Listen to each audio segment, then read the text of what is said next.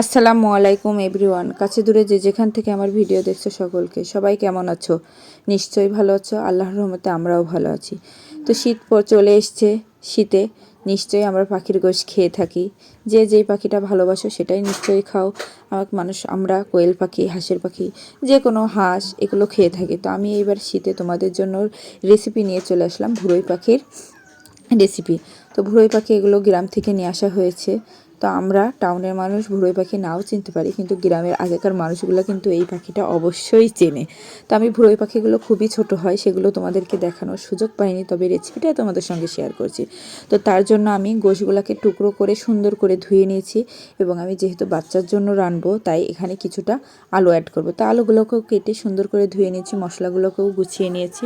তো তার জন্য তাহলে চলো এবার রেসিপিটা তোমাদেরকে সঙ্গে শেয়ার করি বা দেখিয়ে দিই।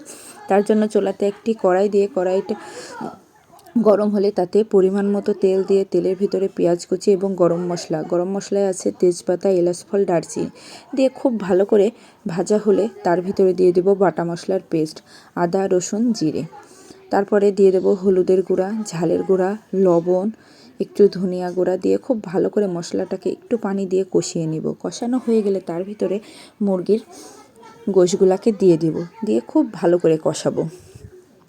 একটু একটু পানি দিয়ে খুব ভালো করে কষাবো। আমরা কিন্তু সবাই জানি যে যত ভালো গোশ কষাবে তত ভালো গোশের ফ্লেভার আসবে, মজা লাগবে, গোশের উগ্র গন্ধটা কিন্তু থাকবে না। তো কষানোর ওপরেই কিন্তু সব কিছু গোশ রান্নায়। যত টেস্টি আনতে চাও না কেন, গোশটা যদি ভালো করে না কষাও তোমার গোশে কিন্তু টেস্ট আসবে না বন্ধুরা। তো তার জন্য গোশটাকে অবশ্যই ভালো করে কষাবে। আমার প্রসেস ফলো করে তোমরা যদি গোশ রান্ধো, কোনো গোশেরই গন্ধ থাকবে না, পাখি তো দূর। তো যাই হোক, আমি অল্প অল্প পানি দিয়ে খুব ভালো করে যখন কষানো হয়ে যাবে তখন আমি আলুর টুকরোগুলো দিয়ে দিব। আলুর টুকরোগুলো দিয়ে খুব ভালো করে কষাবো। ভালো করে কষানো হয়ে গেলে আবারও কিছুটা পানি দিয়ে আবারও ভালো করে কষাবো। ভালো করে কষানো হয়ে গেলে এর ভিতরে আমি ঝোলের পানি অ্যাড করে দিব। তো ঝোলের পানি অ্যাড করতে করতে তোমাদের সঙ্গে একটু কথা বলে, আমার ভিডিওটার কোনো অংশ যদি ভালো লাগে অবশ্যই লাইক কমেন্ট শেয়ার করো তোমার কাছের মানুষের উপকারের জন্য। আর আমি যেহেতু নতুন চ্যানেল খুলেছি, প্রতিটা চ্যানেলই আমার নতুন, আমার ফেসবুক পেজ আছে সেটাও নতুন, তোমরা চাইলে সেই পেজও ফলো করে আসতে পারো।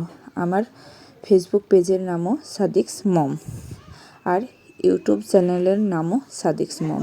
তো তোমাদের ভালো লাগলে অবশ্যই প্রত্যেকটা চ্যানেলকে সাপোর্ট করো এবং আমার পাশে থাকো। তো যাই হোক, আমি ঝোলের পানি দিয়ে এবার একটি ঢাকনা দিয়ে খুব ভালো করে রান্না করে নিব, যতক্ষণ সিদ্ধ হয়ে না যায়। আমরা তো সবাই জানি কতক্ষণ রানলে সিদ্ধ হবে বা কী হবে। তো আমি ঢাকনা দিয়ে মধ্যে নেড়ে চেড়ে খুব ভালো করে গোশটাকে রান্না করে নিব। গোশটা যখন রান্না হয়ে আসবে তখন আমি একটু গরম মশলা আর জিরা দিয়ে ভেজে গুঁড়ো করা মশলাটাকে দিয়ে দেব।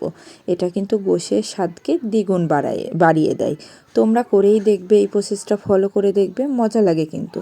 তো যাই হোক, আমি এটা কিন্তু পাখির কালাভুনা করেছি, যেহেতু আমি এখানে সামান্য পরিমাণে একটু কালাভুনার মশলা দিয়েছি ভিতরে, তোমরা হয়তো খেয়াল করেছো কিন্তু আমাকে বলা হয়নি, এখন বলে দিলাম। তো রান্না হয়ে গেলে একটি প্লেট নিয়ে তাতে আমি পরিমাণ মতো একটু মাংস তুলে এবং প্লেটে একটু ভাত, আর আমি সঙ্গে শাক ভাজি করেছি, যেটা তোমাদের সঙ্গে শেয়ার করিনি, এমনি ভিডিওটা অনেক বড় হয়ে গিয়েছে। তো শাক ভাজি অন্য আমার আরও ভিডিও আছে, সেগুলোতে তোমরা দেখে নিও, পরে আরও অনেক কিছু তোমাদের সঙ্গে শেয়ার করব। তো আমি এখন আমার বেবিকে খাইয়ে দিচ্ছি।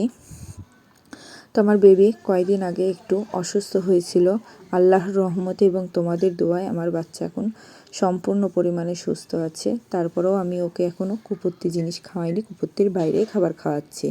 তো যাই হোক বন্ধুরা, তোমরা সবাই আমার বাচ্চার জন্য দোয়া করবে এবং আমার পক্ষ থেকেও তোমাদের জন্য দোয়া রইল। আল্লাহ যেন তোমাদেরকে এবং তোমার বাচ্চাদেরকে এই শীতে খুব সুস্থ রাখে।